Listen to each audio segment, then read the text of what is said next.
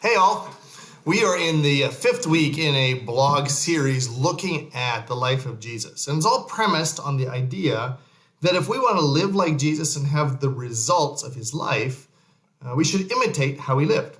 And so we're looking at the actions of Jesus to see what we can learn from them. And the one I want to look at this morning briefly is this idea of grace under pressure. Have you ever noticed that when faced with stressful or crisis situations, the wide variety of reactions that people have? You all know people who, when faced with that kind of crises, get angry, or they get bitter, or they get loud, or maybe they withdraw. They try and control everything. They become hypercritical. They become negative and angry, or they're just obsessed with worry. But you also know people who they face these times of great crisis and they seem to be at peace and they don't worry and they are able to love others and have grace in a situation where really that doesn't even make sense. Well, how does that happen? What's the difference? Jesus, in the greatest crisis point in his life, when he faced Pilate at the end of his life and he's under trial and he's standing in front of someone who has the power to condemn him to execution or let him go. And Pilate has the religious leaders there. They're making all kinds of accusations against him. And we read this little line several times that simply says, Jesus remained silent. He gave them no answer. Jesus didn't talk. He didn't defend himself against these accusations, which were complete and utter nonsense. He didn't try and shoot back. He didn't make any accusations. He just kept his cool. And when he did talk, he just spoke truth, and he did so in a way that was very non-threatening, but clear. Even when he's finally in the midst of it on the cross, he's asking God to forgive them, those who are doing what they're doing to him. Well, how did this happen? We can too easily dismiss this as just being God, but Jesus did something that we can also do to be those kind of people, and it's simply this.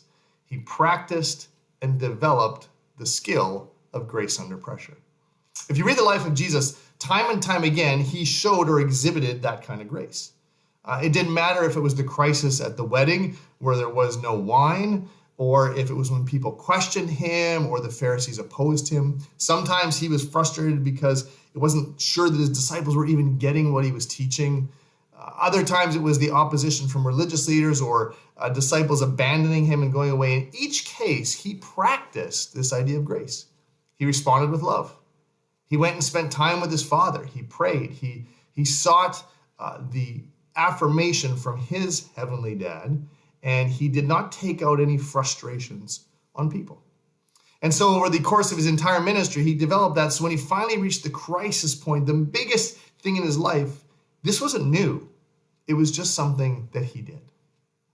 The same is true for you and me. If we want to be those people, and we know those are the people we'd rather be around or be like when it comes to stressful situations, who respond with grace and love and dignity, then we have to practice those today.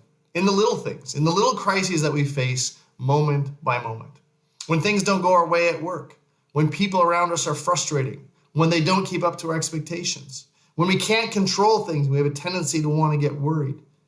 Doesn't matter what it is, as we face these little things, maybe it's a money crisis, or maybe it's just having to face something uncomfortable. In those moments, we get to choose whether we respond with grace and love and peace. When the stakes are low. When we do this on a regular basis, then as the stakes grow and as the pressure mounts, this will be how we respond. So, if you want to be the kind of person that when you face the next big crisis in your life, and you will face one, and you want to be that person who responds with grace and love and peace, then practice those things today. The more we practice them, the more they become who we are and reflect our identity in Jesus. May you have fun as you practice responding with grace under pressure this week. Till next time.